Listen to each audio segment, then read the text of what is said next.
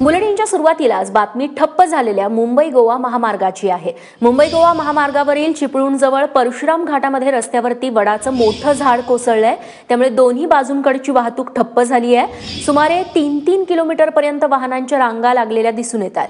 स्थानिक नागरिक आणि पोलिसांच्या मदतीने हे झाड बाजूला करण्याचं काम सध्या युद्धपातळीवरती सुरू आहे। सचिन देसाई आमचे प्रतिनिधी आपल्या सोबत आहेत।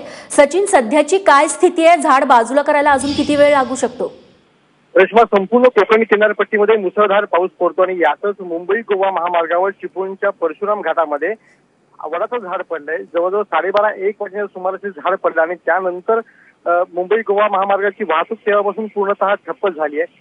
प्रशासन या ठिकाणी पोहोचायला थोडासा वेळ झाला, म्हणजे 2 ते 2.5 तास यामध्ये निघून गेलेत आणि त्यानंतर आता जेसीबी आणि अन्य साहित्यांच्या साह्याने हे झाड तोडून बाजूला करण्याचे प्रयत्न सुरू आहेत।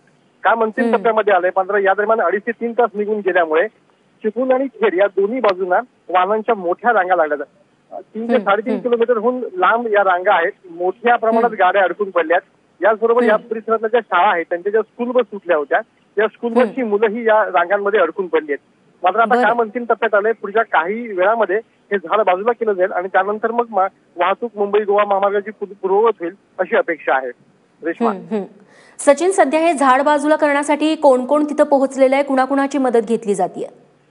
रेश्मा, मुंबई गोवा महामार्गावर जेव्हा कधी अपघात होतो अशा वेळी तिथली स्थानिक मंडळी सर्वप्रथम धावून येतात। त्याच पद्धतीनं लोटे आणि त्या परिसरातली जी स्थानिक मंडळी आहेत तीच सर्वप्रथम आली होती आणि त्यांनी झाड तोडायला आपल्या परीनं सुरुवात केली होती आणि त्यानंतर या दरम्यान वाहनांच्या रांगा येऊ लागल्या आणि यामुळे परशुराम घाटातली वाहतूक ब्लॉक झाली होती। त्यामुळे चिपळूणमधून प्रशासन परशुराम घाटात पोहोचायला आणि आवश्यक साहित्य होतं हे पोहोचायला बराच वेळ लागला।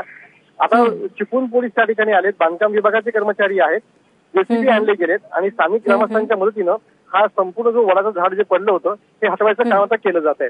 रेश्मा, निश्चित सचिन, अपडेट्स घेत राहू तुमच्याकडून। तुर्तास धन्यवाद।